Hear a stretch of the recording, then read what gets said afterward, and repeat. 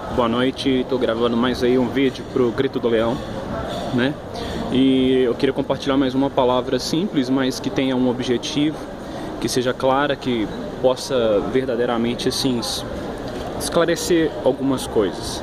E então assim, hoje eu quero falar sobre Jonas, o profeta Jonas. Muito se fala sobre Jonas, mas é importante que saibamos o que verdadeiramente estava no coração de Jonas. Porque nós olhando por cima é fácil, mas é importante que a gente entre na pele do personagem. E em resumo, Jonas, ele era um profeta do Senhor, e ele recebe uma palavra do Senhor logo no primeiro versículo, que diz: vai para Nínive e diz a essa cidade que eu vou mandar juízo. Então a Bíblia fala que Jonas fugiu da presença do Senhor. Por quê? Porque Jonas era burro? Porque ele era um incompetente? Não, é porque ele conhecia muito a Deus. Por isso que ele fugiu. Por quê? Porque porque Nínive era era tão potente na sua época como foi Babilônia, e eles eram muito cruéis. E Nínive, ao conquistar os seus territórios, conquistava pela guerra, e eles faziam pirâmides de crânios, né, daqueles lugares que eles conquistavam, né? Então o que acontece? Muitos amigos de Jonas poderiam ter sido mortos. Muitos amigos de Jonas, da família de Jonas, foram perseguidos, foram torturados. Uma das coisas que Nínive fazia, os ninivitas faziam, era empalamento.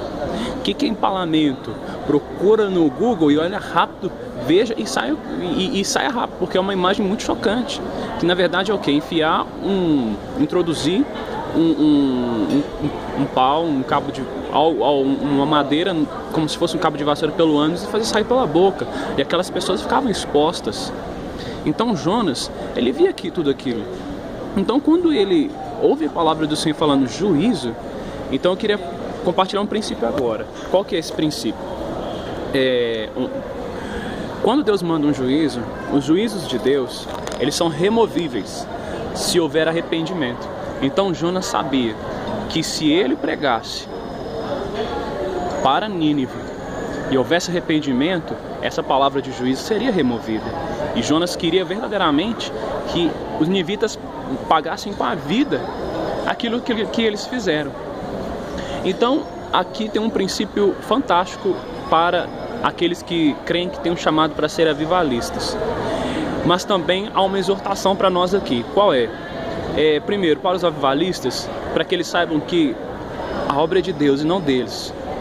Então, a disposição que vocês têm no coração de vocês para se renderem a Deus por meio de jejum, oração, adoração, intimidade, não ensoberbeça o seu coração como foi com os reis, né? Porque a Bíblia fala que Deus ajudava os reis, só que aí o coração deles se ensoberbecia contra o Senhor.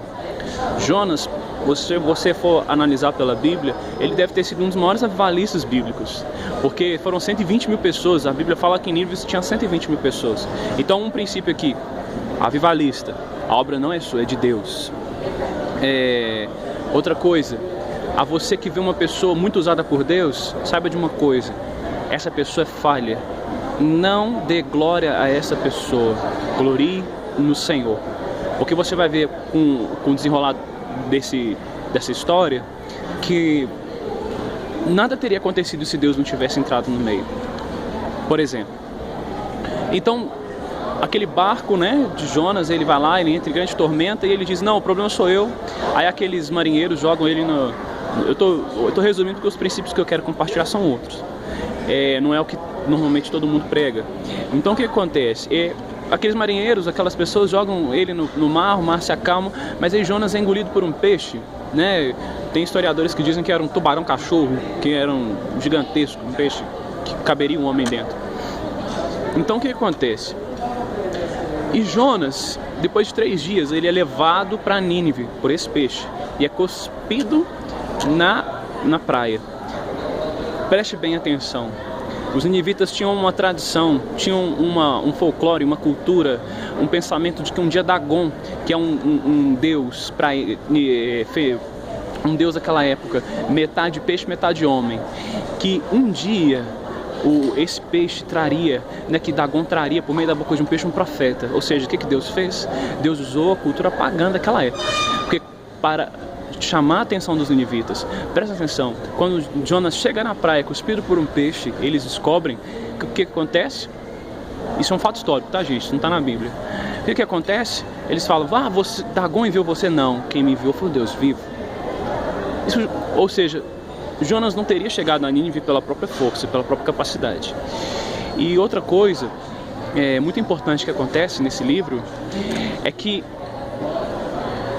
Jonas, ao trazer essa palavra de juízo para Nínive, a Bíblia fala que os ninivitas se arrependeram, até os cachorros, os animais fizeram jejum.